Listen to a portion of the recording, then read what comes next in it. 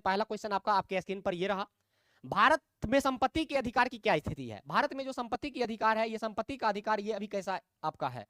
तो सबसे पहले हम आपको संपत्ति के अधिकार के बारे में बता दें कि पहले हमारा संपत्ति का अधिकार जो था वो हमारा एक तरह से मौलिक अधिकार था। हमारा एक मौलिक अधिकार था, कुल 7 मौलिक अधिकार थे, जिसमें 7वां में आपका संपत्ति का अधिकार आता था। लेकिन वर्तमान समय में अगर देखा जाए तो एक संविधान संशोधन किया गया था, और वो संविधान संशोधन था आपका 44वां संविधान संशोधन, जो कि 44वां संविधान संशोधन 1978 में किया गया। और 44वां संविधान संशोधन 1978 में करके संपत्ति के अधिकार को मौलिक अधिकार की श्रेणी से हटा दिया गया और इसको बना दिया गया था विधिक अधिकार। कैसा अधिकार बना दिया गया था? विधिक अधिकार बना दिया गया था। और इसी विधिक अधिकार को हम लोग कहते हैं कानूनी अधिकार।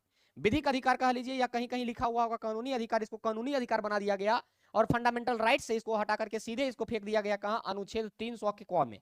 अनुच्छेद 300 के क में इसको फेंक दिया गया। और ये अभी उस समय से लेकर के अभी वर्तमान समय तक ये एक प्रकार का आपका विधिक अधिकार है। तो इसकी स्थिति अभी कैसी है? तो इसकी स्थिति यही है कि यह एक आपका विधिक अधिकार है जो केवल नागरिकों को प्राप्त है। ना महाराज, केवल नागरिक को प्राप्त है, ये आपका गलत लिख रहा है। यह एक विधिक अधिकार है जो किसी भी व्यक्ति को प्राप्त है। हाँ, कोई भी व्यक्ति। केवल नागरिक मतलब हो जाता है कि ना वो दिवालिया है, ना वो पागल है, ना ऐसे वैसे, वो सबको जो है वो केवल नागरिक को प्राप्त रहेगा जो स्वस्थ रहेगा। लेकिन किसी भी नागरिक को लिख देता है तो जो भी नागरिक आपका आ जाता है, ओवरऑल नागरिक आ जाता है, वो सबको प्राप्त होता है। तो आपका सही उत्तर यहाँ पर देखा जाए तो राइट उत्तर आपका हो जाएगा option number B. Option number B इसका राइट उत्तर हो जाएगा। सर ये जो 17 बुक है इसका यूट्यूब पे भी क्लास होगा? हाँ, यूट्यूब पे क्लास होगा। किस प्रधानमंत्री के कार्यकाल के दौरान भारत के संविधान में 9वीं अनुसूची को पुनः स्थापित किया गया, पुनर्स्थापित किया गया? 9वीं अनुसूची का अगर बात कीजिएगा तो सबसे पहले भारतीय संविधान के अंतर्गत कितनी अनुसूची है? तो भारत के संविधान के अंतर्गत आपका 12 अनुसूची है।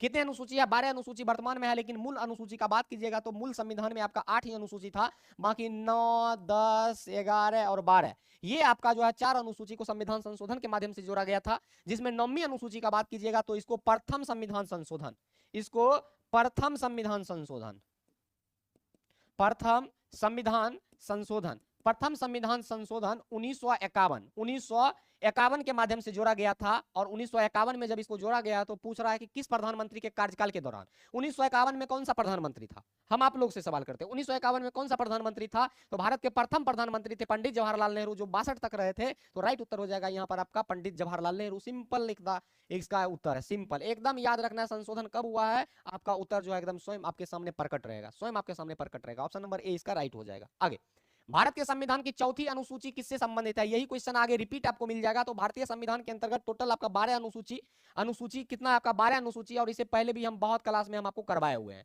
इससे पहले भी हम आपको बहुत क्लास में करवाए हुए हैं। यहाँ पर आपका जो है अनुसूची का नहीं दिया गया है पार्ट, लेकिन हम आपको संशोधन के माध्यम से 1951 में जोड़ा गया था और उस समय भारत के प्रधानमंत्री थे पंडित जवाहरलाल नेहरू। यही क्वेश्चन आपका 2 नंबर था। तो राइट उत्तर आपका ऑप्शन नंबर बी हो जाएगा, ऑप्शन नंबर बी। आगे, भारत में निम्नलिखित में से किस संविधान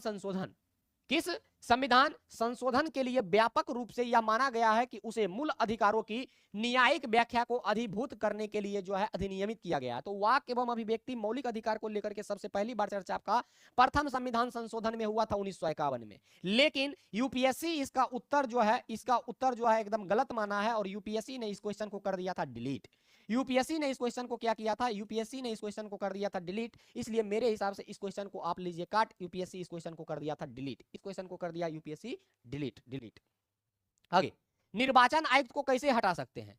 निर्वाचन आयोग का अगर बात कीजिएगा तो सबसे पहले निर्वाचन आयोग का चर्चा आपका अनुच्छेद 324 से लेकर के 328 तक में केवल और केवल आपका चुनाव आयोग के बारे में चर्चा मिलता है, जिसमें जो भी निर्वाचन आयुक्त होता है, चाहे वो मुख्य निर्वाचन आयुक्त हो या उसके अन्य सदस्य हो। जैसे आप बात कीजिएगा तो ज्ञानेश कुमार अभी कौन है वर्तमान में क्या है? ईसीआई है, chief election commission of India. तो ये आपका ECI election commission of India है। तो निर्वाचन आयुक्त को कैसे हटाया जाएगा? पहला पढ़िए, मुख्य निर्वाचन आयुक्त के द्वारा, दूसरा प्रधानमंत्री के द्वारा, मुख्य निर्वाचन आयुक्त के परामर्श पर राष्ट्रपति के द्वारा और भारत के मुख्य न्यायाधीश के द्वारा। तो इसका सही उत्तर आपका 6 का क्या हो जाएगा?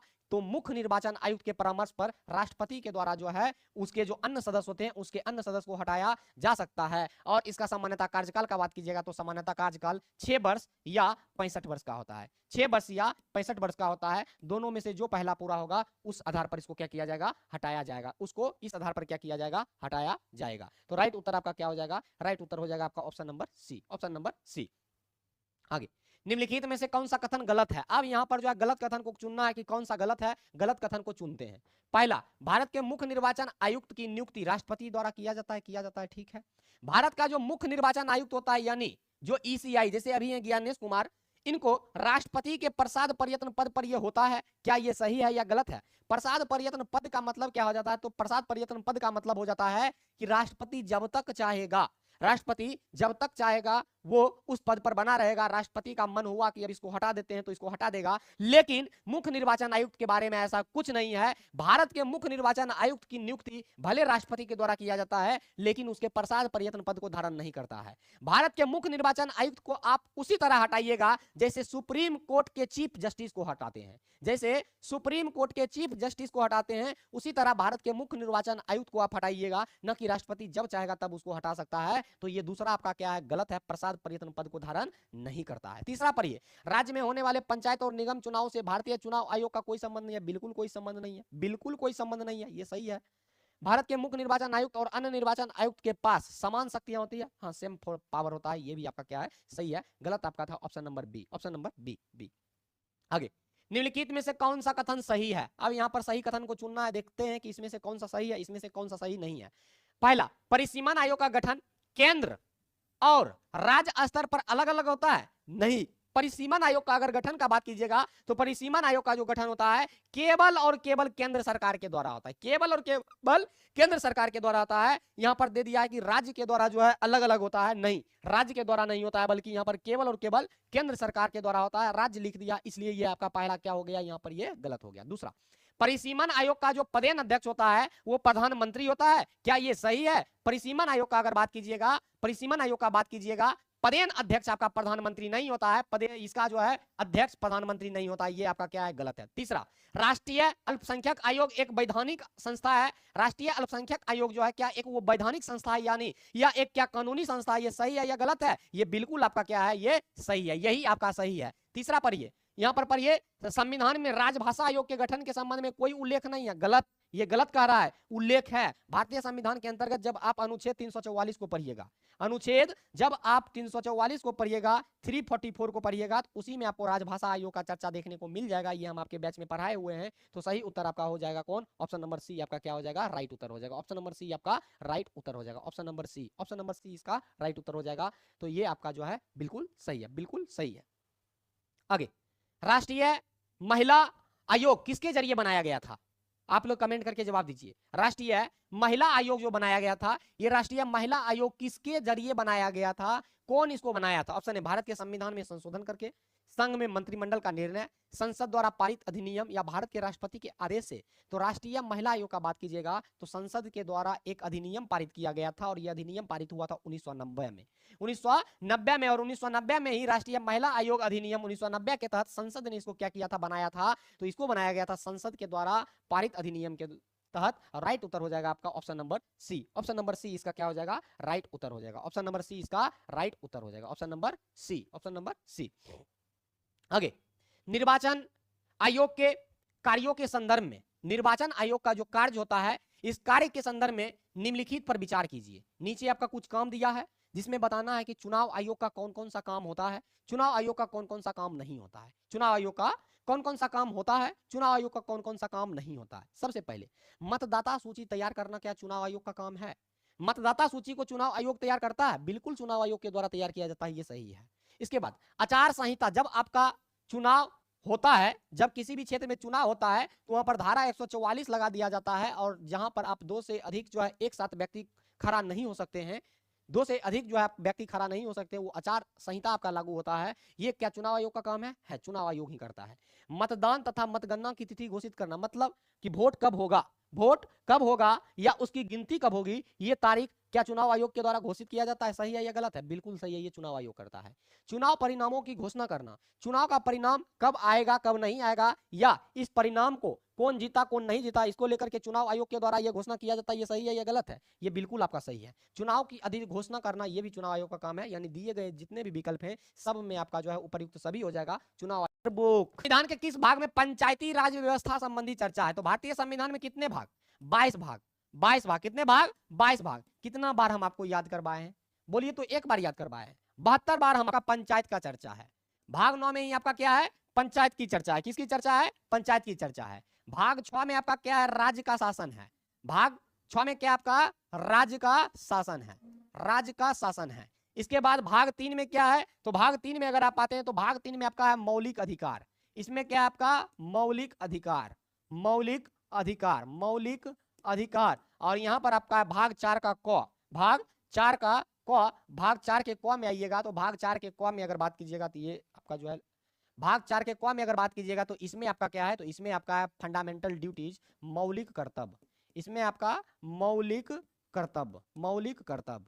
तो यहां पर अब आपको पता लगाना, पंचायती राज की चर्चा आपका भाग 9 में है। भाग 9 हमारा क्या हो जाएगा, राइट उत्तर हो जाएगा। तो सही उत्तर आप लोगों को मारना है क्या, भाग 9, option number A, option number ए। सब याद कर लीजिएगा, सब याद कर लीजिएगा। भारत के संविधान की 11वीं अनुसूची द्वारा पंचायती राज संस्थाओं को न्यायगत किया गया है एक विषय निम्नलिखित में से कौन सा नहीं है। तो पंचायती राज को टोटल 29 विषय मिला है काम करने के लिए।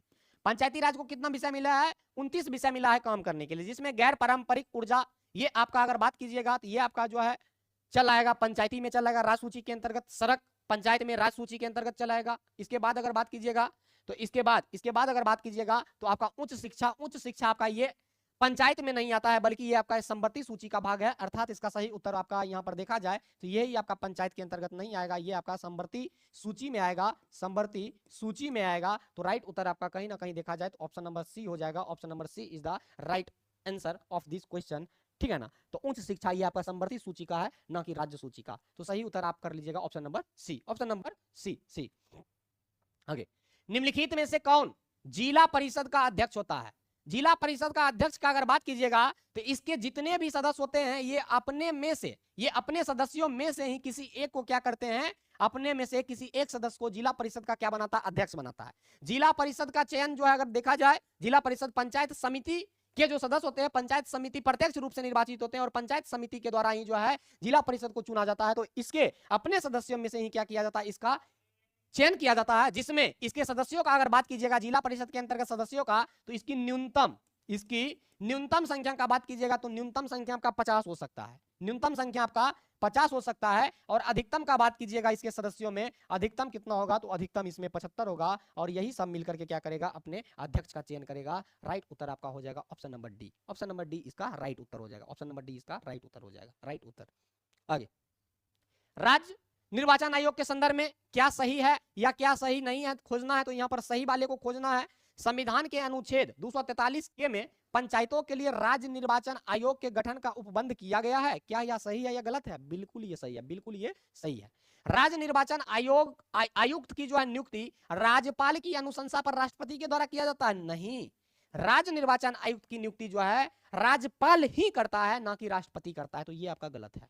तीसरा, राज्य निर्वाचन आयुक्त को उन्हीं आधारों और उसी प्रक्रिया से हटाया जा सकता है जिस प्रकार से उच्च न्यायालय यानी हाई कोर्ट के न्यायाधीश को हटाया जा सकता है। हाँ, ये बिल्कुल सही है। जैसे आप हाई कोर्ट के न्यायाधीश को उसके पद से हटाते हैं, उसी तरह राज्य निर्वाचन आयुक्त को उसके पद से आप हटा सकते हैं। तो सही उत्तर आपका हो जाएगा 1 और 3 सही है, दूसरा आपका गलत है। तो राइट उत्तर आपका option number A, option number A, option number A, A, A, A. आप लोग से लास्ट में पूछेंगे कि कितना सही हुआ है। लिखित कथन पर विचार कीजिए।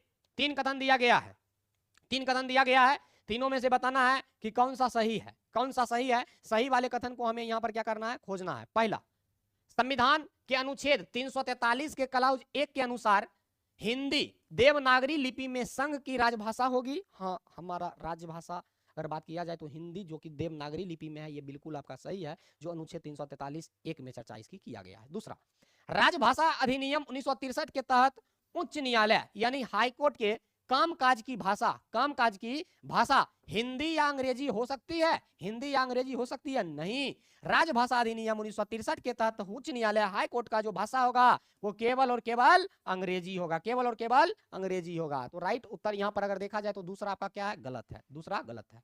तीसरा, केंद्रीय हिंदी समिति का गठन वर्ष 1967 में किया गया था तथा इसकी अध्यक्षता प्रधानमंत्री के द्वारा किया जाता है। हाँ, 1967 में हुआ था और इसके अध्यक्ष प्रधानमंत्री होते हैं। तो इसका सही उत्तर अगर देखा जाए तो आपका 1, 3 हो जाएगा। और चौथा, इसमें जो आपका कूट टाइप नहीं हुआ है, चौथा कूट आपका एक टाइप नहीं हुआ है, क्षमा चाहते हैं तो इसको जो है काट लीजिएगा, 4 काट लीजिएगा, डी इसका उत्तर कर लीजिएगा, डी इसका उत्तर कर लीजिएगा। चौथा एक कूट हमसे जो है टाइप नहीं हुआ है, मिस्टेक से वो छूट गया है। सही उत्तर आपका डी होगा, 1 और 3 होगा।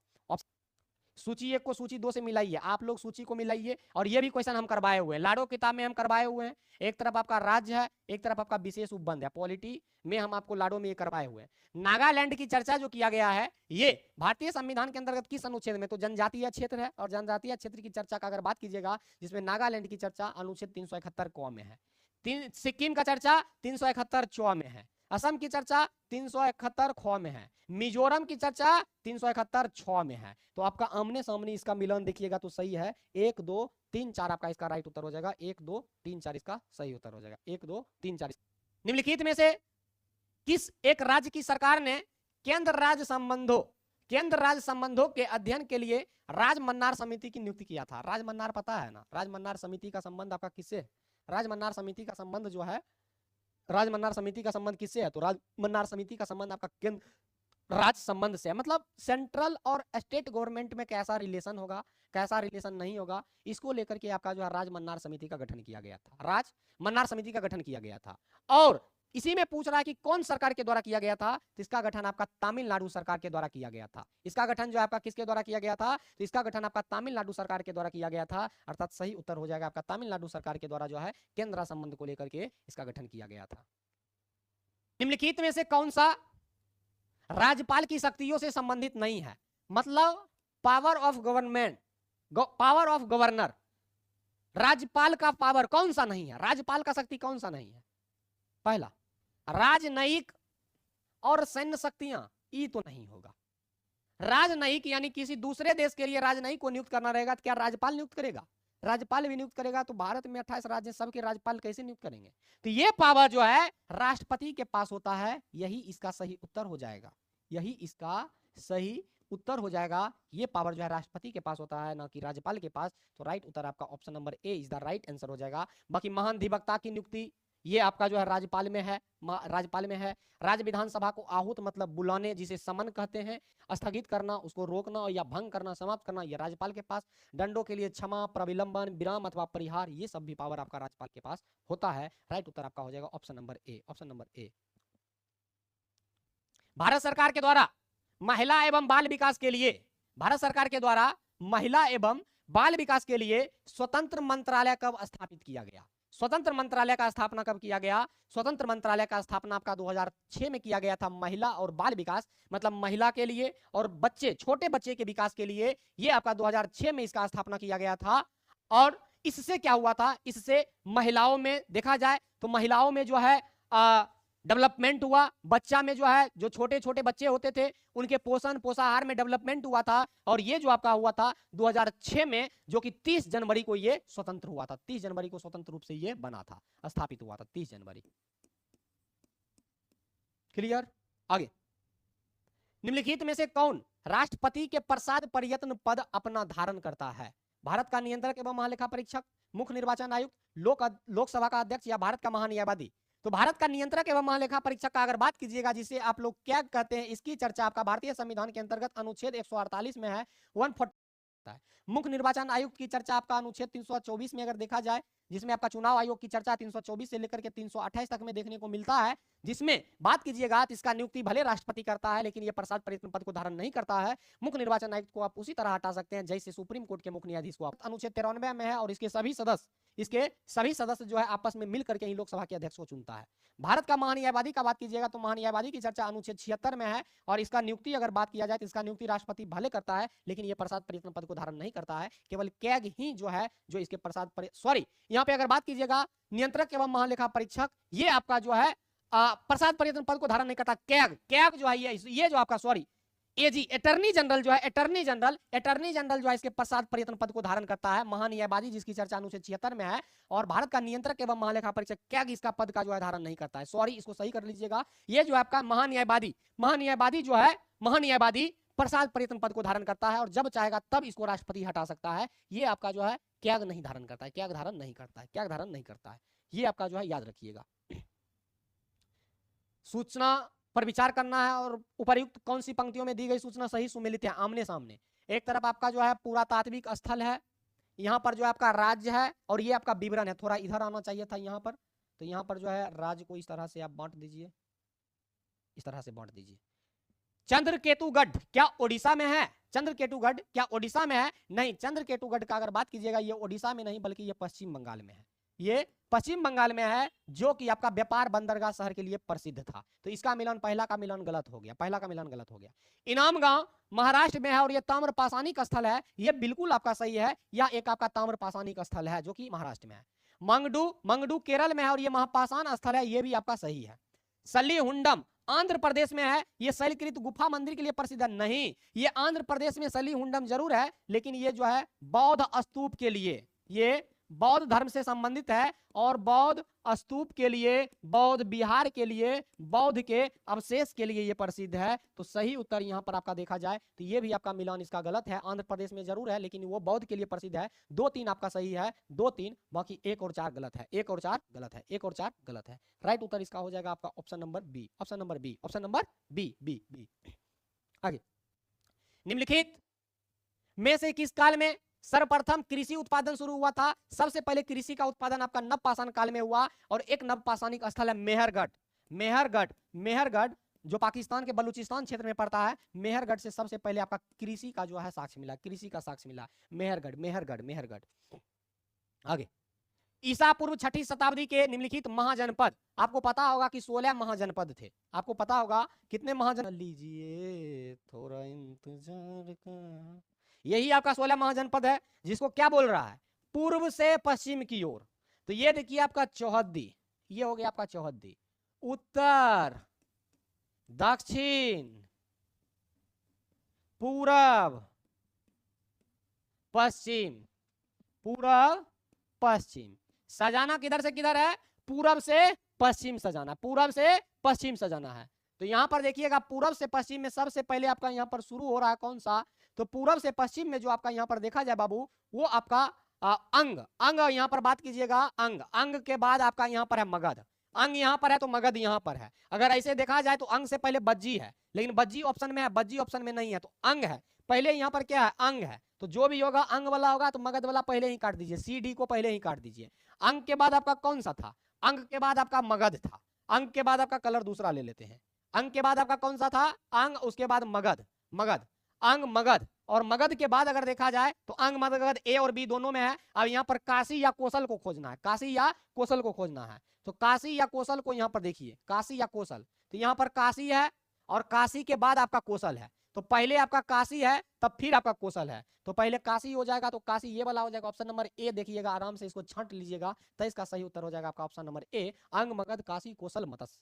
ए काहे हंस रहे हैं? करने वाले राजवंशों का सही क्रम क्या है? मतलब मगध पर सबसे पहले कौन शासन किया? यार ये सब क्वेश्चन जो है ना करवाए हुए, ये सब कोई नया क्वेश्चन नहीं है। जब प्राचीन हम पढ़ा रहे थे, प्राचीन में ही हम आपको करवा दिए थे। मगध पर जो सबसे पहले आपका शासन किया था, वो सबसे पहले शासन हर्यक वंश का हुआ था। किसका? हर्यक वंश का। तो हर्यक इसमें नहीं है, इसमें नहीं है, ऑप्शन नंबर उसमें है, ए और बी में देखिएगा। हर्यक के बाद आपका कौन सा आया था? तो हर्यक के बाद आपका आया था शिशुनाग। तो यहाँ पर नंद आ रहा है, तो नंद को जो है यहाँ पर वंश, यहाँ पर जो है नंद, इसके बाद शिशुनाग के बाद आया था। हर्यक, शिशुनाग, नंद और मौर्य, इस तरह से इसका शासन रहा है। और अजात शत्रु हर्यक वंश का ही था, जिसे पितृहंता कहा गया है, मतलब पिता की हत्या करके गद्दी को प्राप्त किया था। पितृहंता। राजकुमार जो अपने पिता की मृत्यु के लिए उत्तरदायी था, अजात शत्रु किस वंश का था? हर्यक वंश का। तो इसी वंश को क्या कहा गया? पितृहंता वंश कहा गया। पितृहंता वंश। आगे, बौद्ध धर्म में बैसाख किससे संबंधित है? बैसाख लिख दिया है। अगर आप जो है बैसाख ही लिखा जाता है, लेकिन हम आपको इसको अगर यहां पर ऐसे लिख दे बैसाख, अपना भाषा में बोले आपको बैसाख, काजी बैसखा तारी पीना है। बैसाख में देखिएगा एकदम कर धूप रहता है, जाता है सब तार गाछ के नीचे, एकदम ताजा तारी उतरता है और एकदम बैसखा तारी मारता है। तो बैसखा, तो वही बैसाख है, वही बैसखा। और बैसाख पूर्णिमा के दिन कौन सी घटना हुई थी? गौतम बुद्ध का जन्म हुआ, गौतम बुद्ध को ज्ञान मिला, गौतम बुद्ध का मृत्यु हुआ। मतलब सारा चीज आपका गौतम बुद्ध के जो है ये आपका यहाँ पर देखा जाए तो बैसाख पूर्णिमा के दिन ही हुआ था। तो यहाँ पर जन्म, मृत्यु, ज्ञान की प्राप्ति जो भी मिल रहा है, मानिए यहाँ जयंती मिल रहा है यानी जन्म, तो मारिए ऑप्शन नंबर ए, मारिए ऑप्शन नंबर ए। कल 78 पोस्ट दरोगा का क्वेश्चन मस्त था। हाँ रोशन, दिए सेंटर, दिए थे एग्जाम, कहाँ दिया सेंटर? कहाँ दिया है बाबू सेंटर? कैसा गया एग्जाम? आगे, उत्तर वैदिक काल में द्विज द्विज जो है ये आपका किस संदर्भ में प्रयुक्त होता था? यानी ऋग्वेद के बाद द्विज शब्द का प्रयोग किसके लिए होता था? द्विज का जो है प्रयोग ये आपका जो है उच्च वर्ण के लिए, हायर कास्ट के लिए होता था, हायर कम्युनिटी के लिए ये द्विज का प्रयोग होता था, द्विज का प्रयोग होता था। कॉल आ रहा है, 3 बार कॉल कर, आप लोग भी मंगा लीजिए। किस बौद्ध मूल ग्रंथ में मौर्य सम्राट अशोक का विवरण समाहित है? कौन से बौद्ध ग्रंथ में अशोक की चर्चा मिलता है? अशोक जो महान सम्राट अशोक हुआ, अशोक की जानकारी आपको कहां मिलता है? तो ये आपका जो है महावंशा में मिलता है या महावस्मा में मिलता है, महावंशा में मिलता है। राइट उत्तर option number D D D. निम्नलिखित अभिलेखों में से कौन सा अभिलेख अशोक की धर्म विजय, अशोक की धर्म विजय जानकारी देता है? अशोक के धर्म विजय की जानकारी देता है ये आपका इसका 13वां शिलालेख, अशोक के 13वां शिलालेख, अशोक के 13वां शिलालेख। आगे, कुषाण काल में निम्नलिखित में से कौन सा या से स्थान बौद्ध कला के महान केंद्र था? बौद्ध कला का महान केंद्र कौन सा था? Option A Nagarjuna Kond, B Amravati, सी विदिशा, या डी ए और बी दोनों। तो कुषाण काल में बौद्ध कला के लिए सबसे जो फेमस स्थान था वो नागार्जुन कोंड और अमरावती, ये दोनों था। ए और बी इसका राइट उत्तर हो जाएगा, ए और बी इसका राइट उत्तर हो जाएगा। फिजिकल का तैयारी चल रहा है। लिखित में से किस राजा के सिक्कों पर जहाज का चित्र अंकित था? कौन से राजा के सिक्का पर जो जहाज का चित्र अंकित था? वो राजा आपका था बाबू यज्ञश्री सातकर्णी। यज्ञश्री सातकर्णी के जो है, यज्ञश्री सातकर्णी के आपका अगर बात कीजिएगा सिक्का पर जहाज का चित्र अंकित था, जहाज का फोटो बनाया हुआ था, जहाज का। आगे, इरिथ्रियन एक यूनानी नाम था जिसका प्रयोग किया जाता था काली मिर्च के लिए, लाल सागर के लिए, पीले सागर के लिए, आसपास के नौकायान के लिए। तो इरिथ्रियन का अगर बात कीजिएगा इसका प्रयोग जो है लाल सागर के लिए किया जाता था। एक यूनानी नाम था और इसका प्रयोग लाल सागर के लिए किया जाता था। किसके लिए? लाल सागर के लिए किया जाता था, लाल सागर के लिए किया जाता था। प्लीज सर, क्या लिख रहे हैं? प्लीज सर, एक गलती हमसे हो। हर्ष ने यानी हर्षवर्धन ने बौद्ध धार्मिक सम्मेलन का आयोजन किस स्थान पर करवाया? हर्षवर्धन का अगर बात कीजिएगा तो हर्षवर्धन के काल में बौद्ध धार्मिक सम्मेलन का जो आयोजन हुआ था, इसका आयोजन बाबू कन्नौज और प्रयागराज में हुआ था, जिसे इलाहाबाद पहले कहते थे। कन्नौज और इलाहाबाद में हुआ था, कन्नौज और इलाहाबाद में हुआ था, कन्नौज और इलाहाबाद में। बादशाह नामा का लेखक कौन था? अब्दुल हामिद लाहौरी। यहाँ पर हामिद दुआ कर लीजिएगा। बादशाह नामा ये भी हम आपको पढ़ाए हुए मध्यकाल में। बादशाह नामा का लेखक कौन था? अब्दुल हामिद लाहौरी, अब्दुल हामिद लाहौरी, अब्दुल हामिद लाहौरी, अब्दुल हामिद लाहौरी, लाहौरी। राइट उत्तर आपका option number A, option number ए। निम्नलिखित इमारतों में से किस एक में, निम्नलिखित इमारतों में से नीचे जितना भी इमारत दिया गया है उस एक में से सबसे पहली मौजूद सही मेहराब यानी टू आर्क पाया गया है किसमें? मेहराब का प्रयोग सबसे पहले किसमें हुआ था? यानी टू आर्क का प्रयोग किसमें हुआ था? ऑप्शन ए 2.5 दिन का झोपड़ा, कुब्बतुल इस्लाम मस्जिद, सुल्तान बलबन का मकबरा या अलाई दरवाजा में। तो सबसे पहले मेहराब का जो प्रयोग किया गया था यह प्रयोग हुआ था आपका सुल्तान बलबन का मकबरा में। सुल्तान बलबन के मकबरा में जो है सबसे पहले आपका असली मेहराब का क्या हुआ था? प्रयोग हुआ था, असली मेहराब का प्रयोग हुआ था।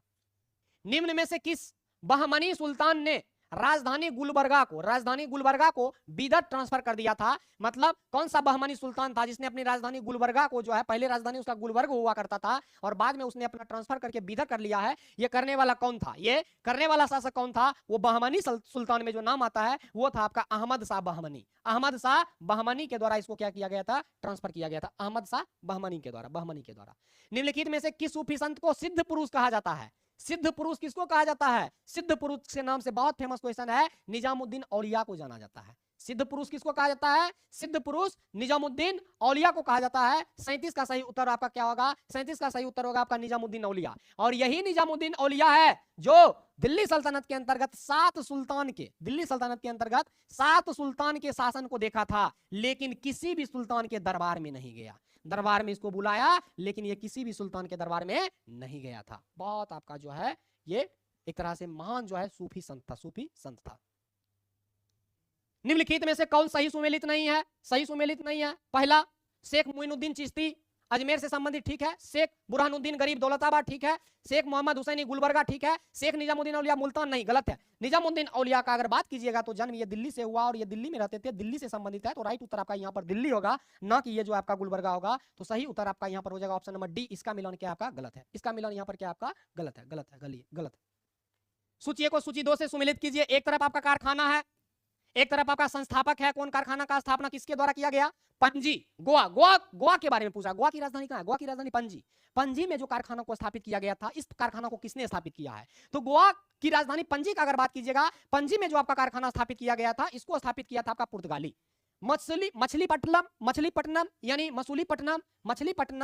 मसूलीपट्टनम, इसमें जो है आपका कारखाना को स्थापित किसने किया है? तो मछलीपट्टनम का अगर बात कीजिएगा तो यहाँ पर स्थापित किया था डच, किसके द्वारा? डच के द्वारा स्थापित किया गया था। मद्रास में आपका जो है अंग्रेज के द्वारा स्थापित किया गया था, और पांडिचेरी में यानी पुदुचेरी में आपका बात कीजिएगा तो पुदुचेरी में जो है फ्रांसीसी के द्वारा स्थापित किया गया था। इसका सही उत्तर हो जाएगा 1 4 3 2, राइट उत्तर हो जाएगा आपका option number B is the right answer of this question. Option number B इसका राइट उत्तर हो जाएगा, ऑप्शन नंबर बी इसका राइट उत्तर हो जाएगा।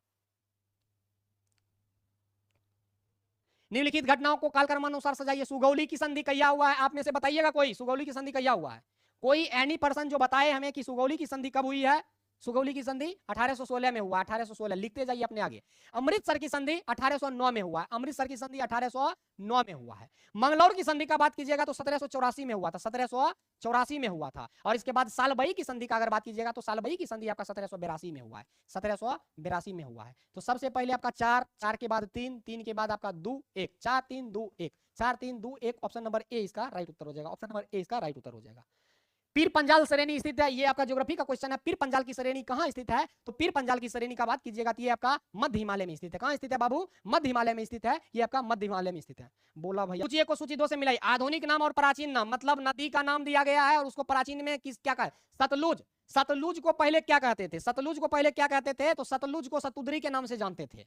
इसके बाद सतलुज के बाद अगर बात कीजिएगा तो ब्रह्मपुत्र, ब्रह्मपुत्र को जो है लोहिती कहा जाता था, लोहिती। इंडस, इंडस सिंधु, सिंधु को इंडस कहा जाता था, और झेलम को बितास था, झेलम को बितास था। 4 1 2 3, 4 1 2 3, 4 1 2 3, option number B, option number B, option number B. आगे, किसे मानव भूगोल का जनक कहा जाता है? आप जो है ज्योग्राफी का देखते हैं, यहाँ पर कोई किताब है क्या? रेटजेल, रेटजेल इसके क्या थे? रेटजेल इसके जनक थे, रेटजेल इसके जनक थे। भारत का कौन सा क्षेत्र चावल का कटोरा के रूप में जाना जाता है? चावल का कटोरा का अगर बात कीजिएगा तो चावल के कटोरा के रूप में हम लोग कृष्णा गोदावरी डेल्टा के क्षेत्र को कहते हैं। कृष्णा नदी है जिसके गोदावरी डेल्टा के क्षेत्र को कहते हैं, कृष्णा गोदावरी डेल्टा के क्षेत्र को चावल का कटोरा कहा जाता है।